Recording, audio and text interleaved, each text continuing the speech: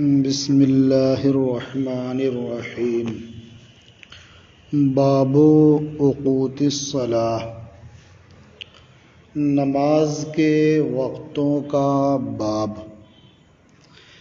اوقات یہ جمع کثرت ہے اور اوقات جمع قلت ہے۔ موطا کے بعض نسخوں میں باب اوقات الصلاۃ ہے، یعنی نماز کے وقتوں کا باب۔ یہ ظاہر بھی ہے، اس لیے کہ نمازیں 5 ہیں، تو اس مناسبت سے اوقات جو جمع قلت ہے وہی ہونا زیادہ مناسب معلوم ہوتا ہے۔ لیکن موطا کے بہت سے نسخوں میں، بلکہ اکثر نسخوں میں اوقات کے بجائے اوقات ہے، یعنی باب اوقات الصلاۃ، اور اوقات یہ جمع کثرت ہے اور نمازیں کل 5 ہی ہیں، تو پھر 5 نمازوں کے لیے جمع کثرت کا استعمال کیسے مناسب ہوگا؟ اس کے مختلف جوابات دیے گئے ہیں۔ ایک جواب تو یہ ہے کہ جمع قلت اور جمع کثرت دونوں میں سے ہر ایک دوسرے کی جگہ کبھی کبھی استعمال کر دیا جاتا ہے توسعاً، یعنی جمع قلت کی جگہ جمع کثرت اور جمع کثرت کی جگہ جمع قلت کا استعمال ہو جاتا ہے۔ تو اسی طرح سے یہاں بھی ظاہر جمع قلت کا مقام تھا، لیکن جمع کثرت کا استعمال کر دیا گیا۔ دوسرا جواب یہ ہے کہ نمازیں اگرچہ 5 ہی ہیں، لیکن روز بروز ان کی تکرار ہوتی ہے، تو ہر دن تکرر کی وجہ سے گویا نمازیں بہت زیادہ ہو گئیں، تو اس لحاظ سے جمع کثرت کا استعمال ہوا۔ جیسے آفتاب ایک ہی ہے، ماہتاب ایک ہی ہے، لیکن روز بروز یہ طلوع ہوتے ہیں، تو ان کے لیے موقع پر شموس اور اقمار کا استعمال کر دیا جاتا ہے۔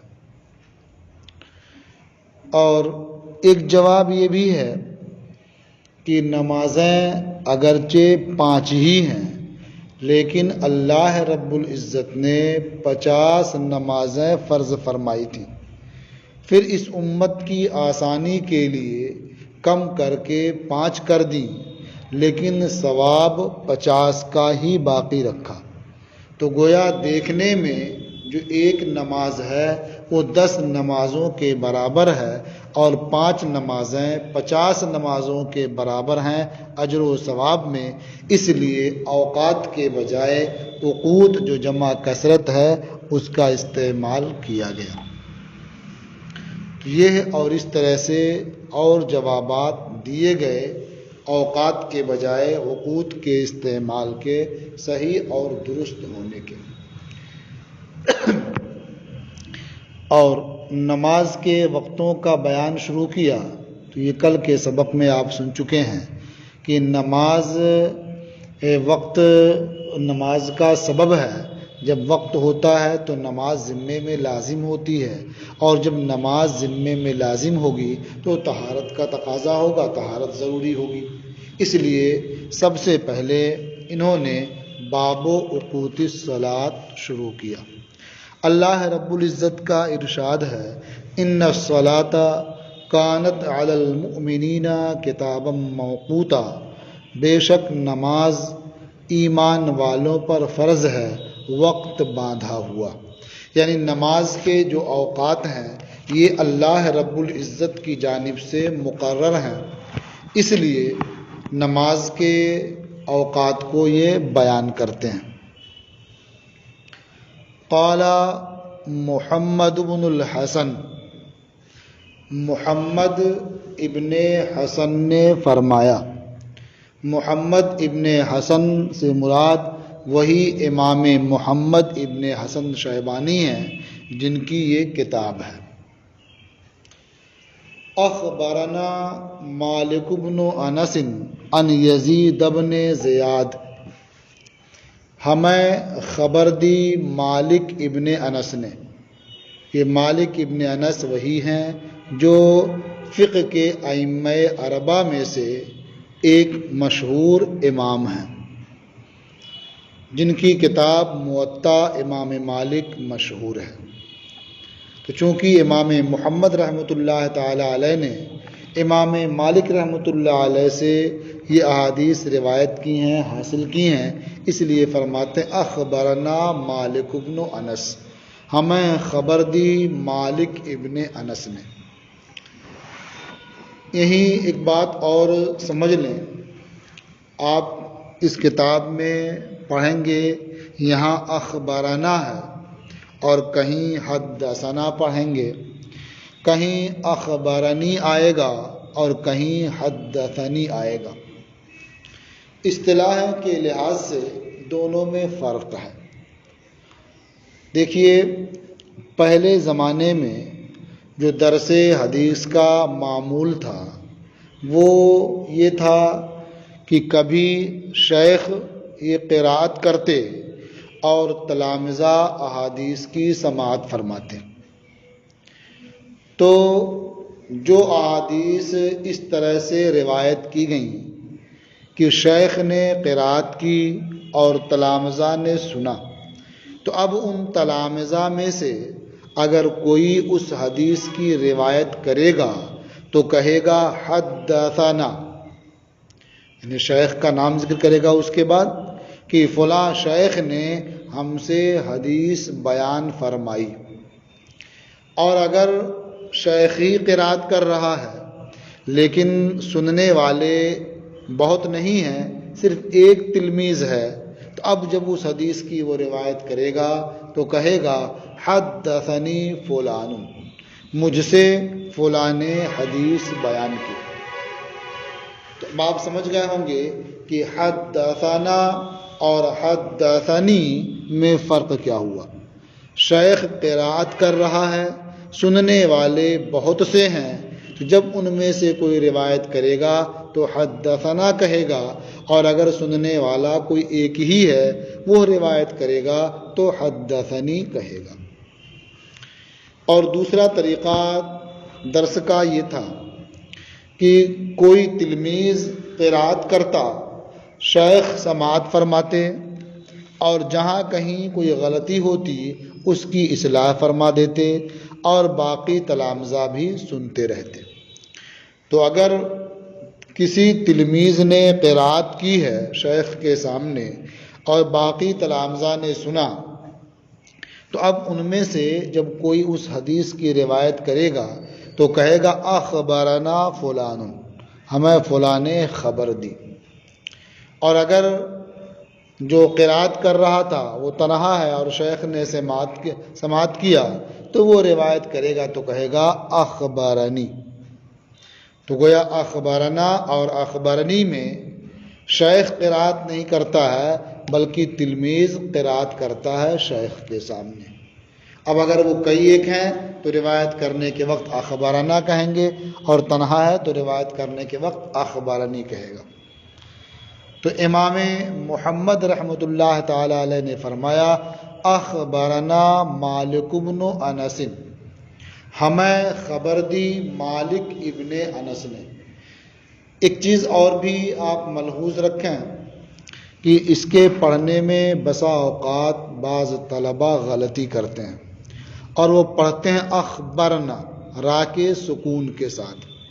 تو اخبرنا جب پڑھیں گے تو یہ جمع متکلم کا صیغہ ہوگا، یعنی متکلم مال غیر کا صیغہ ہوگا، اور یہ پھر صحیح نہیں ہوگا۔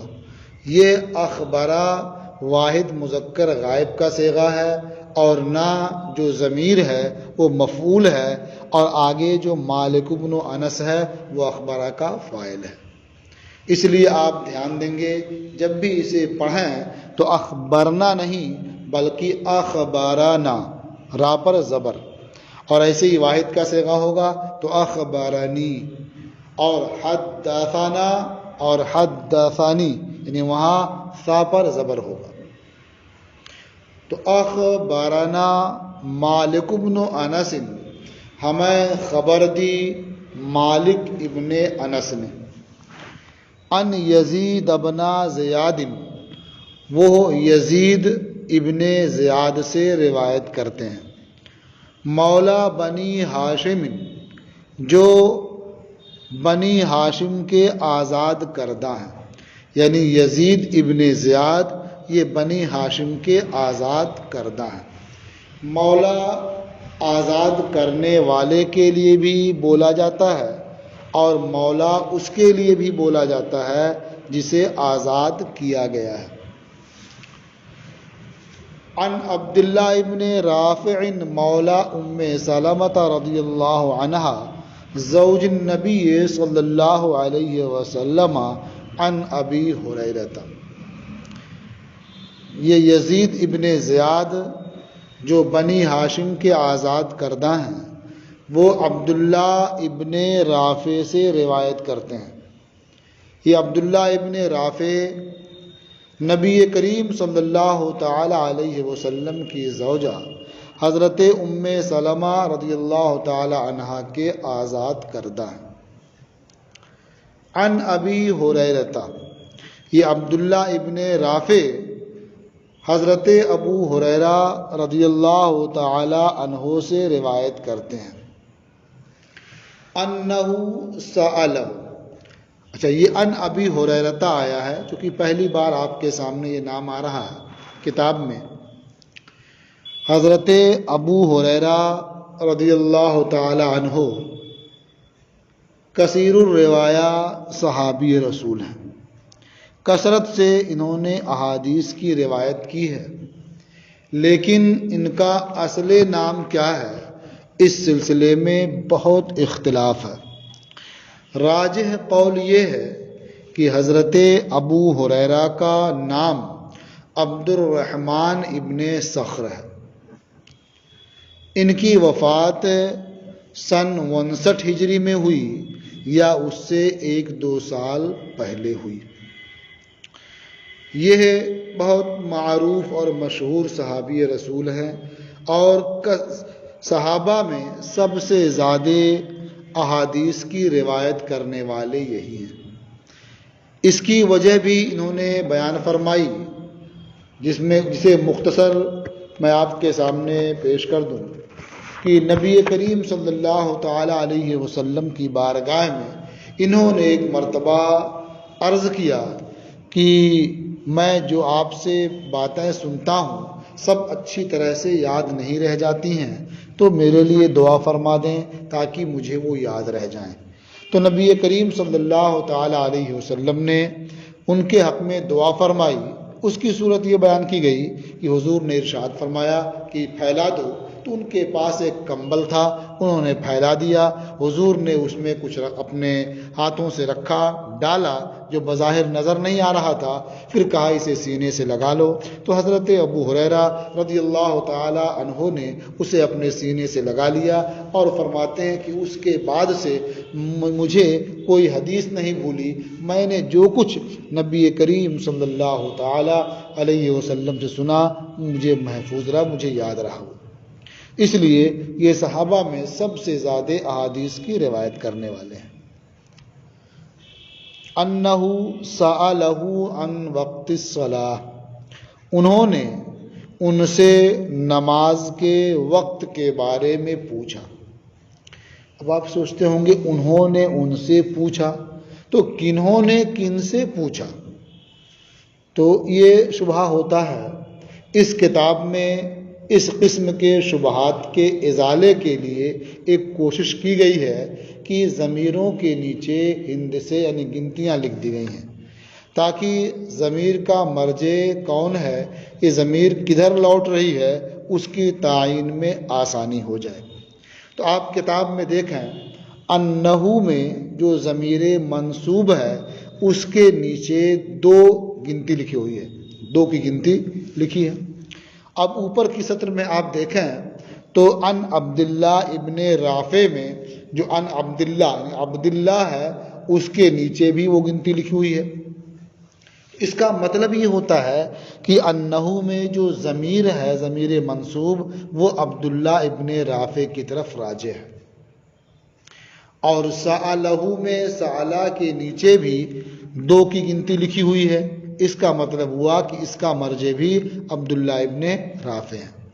اور سألہو میں سألہ کے بعد جو ضمیر منصوب ہے اس کے نیچے 6 کی گنتی لکھی ہوئی ہے، اور اس سے کچھ پہلے آپ دیکھیں ان ابی ہریرہ میں جو ابی ہریرہ ہے اس کے نیچے 6 کی گنتی لکھی ہوئی ہے، تو اس کا مطلب یہ ہوا کہ یہ سألہ کے بعد جو ضمیر منصوب ہے یہ ابو ہریرہ کی طرف لوٹ رہی ہے۔ تو آپ اس کتاب میں اس طرح دیکھیں گے تو ضمیریں کدھر لوٹ رہی ہیں، ضمیروں کا مرجع کون ہے، اس کی تعین میں آپ کو بڑی سہولت ہوگی۔ تو آپ سمجھ گئے ہوں گے ان ابی ہریرہ انہ سألہ، یعنی عبداللہ ابن رافع حضرت ابو ہریرہ سے روایت کرتے ہیں کہ انہوں نے، یعنی عبداللہ ابن رافع نے ان سے، یعنی حضرت ابو ہریرہ سے پوچھا ان وقت الصلاۃ، نماز کے وقت کے بارے میں۔ فقال ابو ہریرہ انا اخبرک، تو حضرت ابو ہریرہ رضی اللہ تعالی عنہ نے فرمایا میں تجھے نماز کا وقت بتاتا ہوں۔ ارشاد فرمایا صلی الظہر اذا کان ظلک مثلک، ظہر کی نماز ادا کرو جب تمہارا سایہ تمہارے مثل ہو جائے، والعصر اذا کان ظلک مثلیک، اور عصر کی نماز ادا کرو جب تمہارا سایہ تمہارے 2 مثل ہو جائے، یعنی تمہارا دوگنا ہو جائے، والمغرب اذا غربت الشمس، اور مغرب کی نماز ادا کرو جب آفتاب ڈوب ہو جائے، غروب ہو جائے، والعشاء ما بینک و بین ثلث اللیل، اور عشاء کی نماز ادا کرو اس وقت جو تمہارے اور تہائی رات کے درمیان کا وقت ہے۔ فَإِن نِمْتَ إِلَى نِصْفِ اللَّيْلِ، تو اگر تم آدھی رات تک سو جاؤ، فَلَا نَامَتْ عَيْنَاكَ، یعنی عشاء کی نماز ادا کیے بغیر اگر تم سو گئے آدھی رات تک تو اس کے بعد تمہاری آنکھیں نہ سوئیں۔ وَصَلِّ الصُّبْحَ بِغَلَسٍ، اور صبح کی نماز اندھیرے میں ادا کرو۔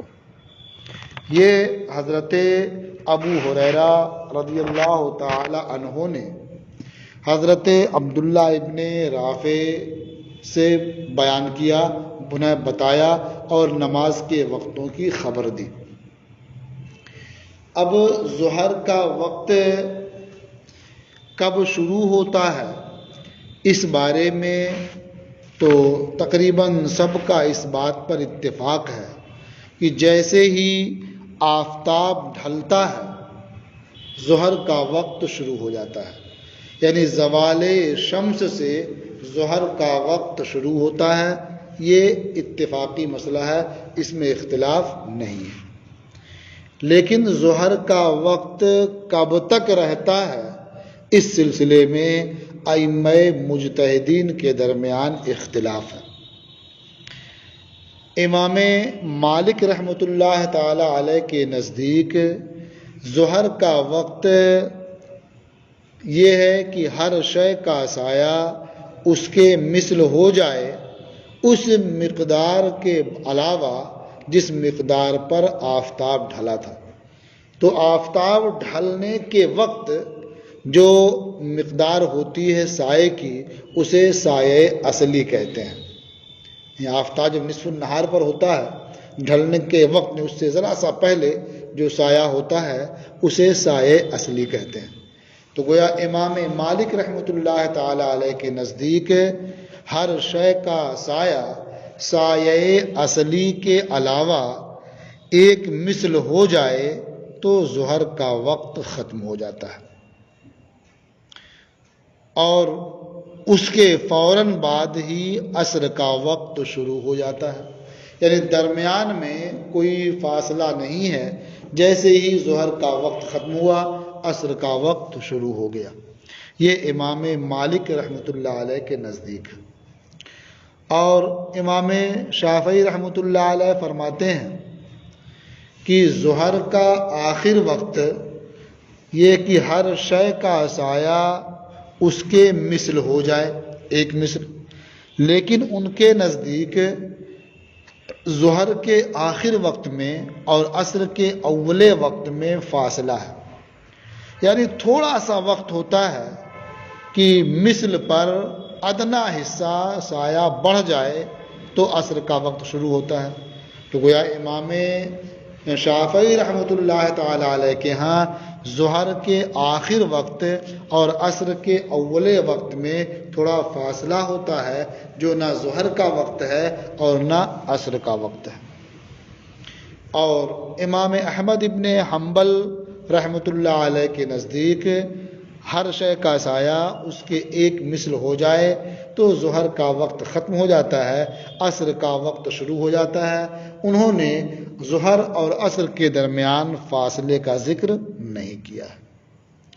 اور امام اعظم ابو حنیفہ رحمۃ اللہ تعالی علیہ کے نزدیک ظہر کا وقت شروع ہوتا ہے آفتاب کے ڈھلنے سے، اور ہر شے کا سایہ اس کے دو مثل ہونے تک، سایہ اصلی کے علاوہ، جو اس کا سایہ اصلی ہے اس کے علاوہ ہر شے کا سایہ اس کے دو مثل ہو جائے، اس وقت تک ظہر کا وقت باقی رہتا ہے۔ اس کے فوراً بعد عصر کا وقت شروع ہو جاتا ہے۔ ظہر اور عصر کے درمیان کوئی ایسا وقت نہیں ہے جو فاصل ہو، جو نہ ظہر کا ہو نہ عصر کا ہو۔ تو حضرت ابو ہریرہ رضی اللہ تعالیٰ عنہ نے فرمایا تھا کہ میں تجھے بتاتا ہوں، تم ظہر کی نماز ادا کرو جب تمہارا سایہ تمہارے ایک مثل ہو جائے۔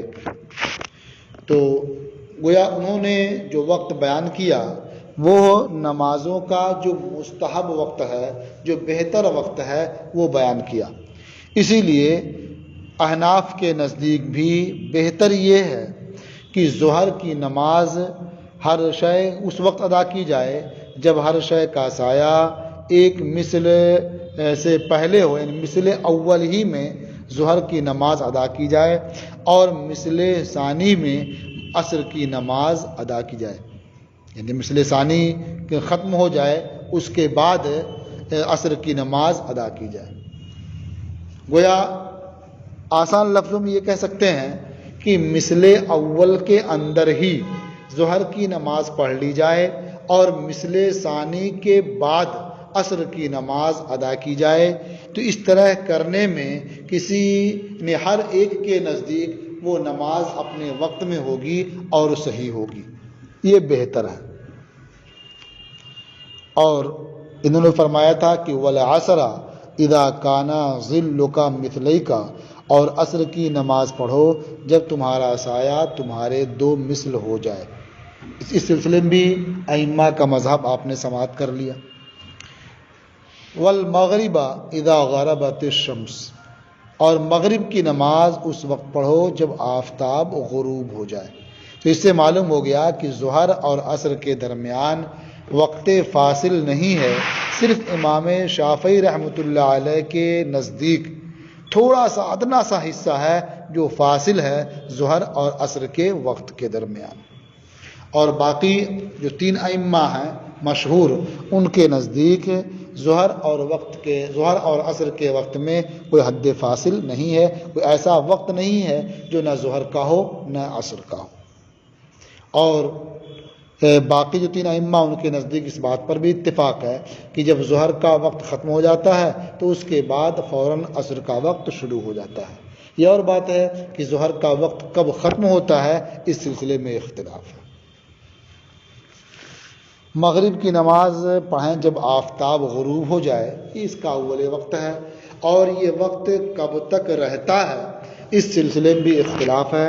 ہمارے نزدیک یہ مغرب کا وقت جو ہے غروب آفتاب سے غروب شفق ابیض تک ہے، یعنی آفتاب جب ڈوب جاتا ہے تو آپ دیکھتے ہوں گے کی ڈوبنے کی جگہ اس کے آس پاس لالی رہتی ہے، سرخی ہوتی ہے، جب وہ سرخی غائب ہو جاتی ہے تو سفیدی پھیل جاتی ہے، تو جو سفیدی سرخی کے بعد پھیلتی ہے اسے شفق ابیض کہتے ہیں۔ تو شفق ابیض غائب ہونے تک ہمارے نزدیک مغرب کا وقت باقی رہتا ہے۔ اب یہ مغرب کا وقت کب تک رہتا ہے؟ فجر کا وقت شروع ہونے تک، عشاء کا وقت شروع ہونے تک۔ اب یہ عصر اور مغرب کے وقت کے بارے میں، یعنی عصر کے وقت کے بارے میں ایک بات یہ بھی یاد رکھیں کہ ہمارے یعنی عصر کا جو وقت ہے اس میں اگرچہ غروب آفتاب تک ہے، لیکن جب نظر آفتاب پر جمنے لگے، ٹھہرنے لگے، تو وہ وقت مکروہ ہوتا ہے، اس وقت نماز پڑھنا مکروہ ہے۔ لیکن اگر اسی دن کی عصر کسی وجہ سے ادا نہیں کر سکا ہے تو اس وقت مکروہ میں بھی اسے ادا کرنے کا حکم ہے۔ اس کا اندازہ آج کے اوقات کے لحاظ سے 20 منٹ کا کیا جاتا ہے، یعنی غروب آفتاب کا جو وقت ہے اس سے 20 منٹ پہلے یہ وقت شروع ہو جاتا ہے، جسے وقت کراہت کہا جاتا ہے۔ اور مغرب کی نماز غروب آفتاب کے بعد پڑھیں، اور عشاء کی نماز والعشاء ما بینک و بین ثلث اللیل، اور عشاء کی نماز اس وقت پڑھیں جو تمہارے اور تہائی رات کے درمیان ہے، یعنی تہائی رات کے تک عشاء کی نماز پڑھ لینا یہ مستحب ہے۔ اور ما بینکا میں سے مراد وہ وقت ہے کہ جب مغرب کا وقت ختم ہو جائے اب وہ تمہارے لیے عشاء کا وقت شروع ہوا، اب اس وقت سے تہائی رات تک کے درمیان تم عشاء کی نماز پڑھ لو، یہ مستحب وقت ہے۔ لیکن اگر آدھی رات میں پڑھنا چاہتے ہو پڑھ سکتے ہو، یہ جائز ہے، مباح ہے۔ فَإِن نِمْتَ إِلَى نِصْفِ اللَّيْلِ، تو اگر تم آدھی رات تک سو جاؤ، فَلَا نَامَتْ عَيْنَاكَ، تو تمہاری آنکھیں نہ سوئیں۔ تو یہ فَلَا نَامَتْ عَيْنَاكَ یہ دعا کے طور پر ہے، تاکہ جو عشاء کی نماز سے غافل ہو گیا، آرام میں لگ گیا، تو اب اس کے بعد بھی نہ سوئے، تاکہ اس کی نماز قضا نہ ہو جائے۔ وَصَلِّ الصُّبْحَ بِغَلَسٍ، اور صبح کی نماز اندھیرے میں ادا کرو۔ غلس کہتے ہیں رات کی تاریکی اور دن کی اور صبح کی روشنی دونوں جب باہم مخلوط ہو جائے، نہ تو رات کی تاریکی باقی رہ جائے اور نہ صبح کی سفیدی بالکل ظاہر ہو، تو وہ ہے غلس۔ اسی کو رات کا آخری حصہ کہہ سکتے ہیں، صبح کا پہلا حصہ کہہ سکتے ہیں، یعنی صبح صادق طلوع ہونے کے بعد فجر کی نماز ادا کریں۔ تو یہ 5 نمازوں کے اوقات پانچ نمازوں کے اوقات حضرت ابو ہریرہ رضی اللہ تعالی عنہ نے بیان فرما دیے۔ اب فجر اور مغرب کے بارے میں یہ دیکھ لیں کہ فجر کا جو وقت ہوتا ہے وہ موسم کے اعتبار سے کم بیش ہوتا رہتا ہے، لیکن فجر کا وقت کم سے کم 1 گھنٹہ 18 منٹ ہوتا ہے، اس سے کم کسی وقت اس دیار میں نہیں ہوتا، اور زیادہ سے زیادہ 1 گھنٹہ 35 منٹ ہوتا ہے، جو اس سے زیادہ نہیں ہوتا ہے اس دیار میں۔ اسی طرح سے مغرب کا وقت کم سے کم 1 گھنٹہ 18 منٹ ہوتا ہے اور زیادہ سے زیادہ 1 گھنٹہ 35 منٹ ہوتا ہے۔ گویا جتنا فجر کا وقت ہوگا اس دن اتنا ہی مغرب کا بھی وقت ہوگا، یعنی اگر فجر کا وقت 1 گھنٹہ 18 منٹ کل ہے تو اس دن مغرب کا وقت بھی 1 گھنٹہ 18 منٹ ہوگا، اور جس دن فجر کا وقت 1 گھنٹہ 35 منٹ ہوگا اس دن مغرب کا وقت بھی 1 گھنٹہ 35 منٹ ہوگا۔ اور عصر کا جو پورا وقت ہے یہ کم سے کم 1 گھنٹہ 35 منٹ ہوتا ہے اور زیادہ سے زیادہ 2 گھنٹہ 6 منٹ ہوتا ہے۔